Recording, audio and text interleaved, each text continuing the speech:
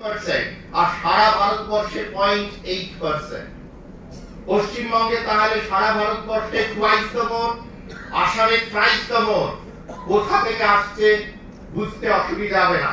যে ধারায় যে ভাষায় আমরা বাংলা বলি সেই ধারায় সেই ভাষায় তারা বাংলা বলেন না। সদিচ্ছা থাকলে ট্রাম্প যদি ইলিগাল ইমিগ্রেন্টসদের ইনফিল্ট্রেটরসদের বার করে দিতে পারে, আমরা সেটা পারবো না কেন? এই প্রশ্ন আমাদের নিজেদের কাছে জিজ্ঞাসা আছে। বাঙালির মধ্যে যে ডেমোগ্রাফিক প্যারিটি হারিয়ে গেছে, দেশ যখন স্বাধীন হয় তখন বাংলা ভাষাভাষী মানুষের মধ্যে 46% ছিল হিন্দু, বৌদ্ধ, খ্রিস্টান, 54% ছিল মুসলমান। আজকে সেই সংখ্যায় 30-70 গিয়ে দাঁড়িয়েছে। হিন্দু, বৌদ্ধ, খ্রিস্টান মিলে বাংলা ভাষাভাষীর মধ্যে 30% এসে দাঁড়িয়েছে। কোথায় হারিয়ে গেল? বাকি জনসংখ্যা কোথায় হারিয়ে গেল?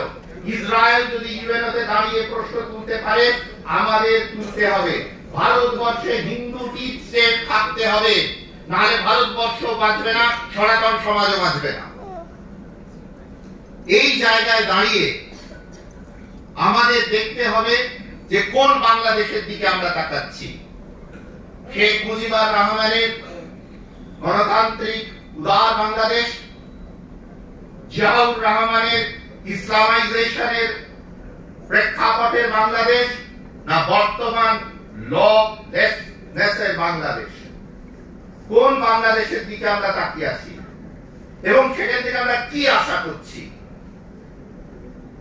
যে জায়গায় দাঁড়িয়ে বাংলাদেশ চাইছে যে তার 1,50,00,000 হিন্দু জনসংখ্যা যে কোনো ভাবে বাংলাদেশ ছেড়ে পশ্চিমবঙ্গে চলে আসুক, তার এই প্রশ্ন আমাদের ডিপ্লোম্যাটিক্যালি তুলতে হবে যে পশ্চিম প্রান্তে ভারতবর্ষ যখন ভাগ হয়েছিল, মূলত দুটো প্রভিন্স ভাগ হয়েছিল, পাঞ্জাব এবং বেঙ্গল।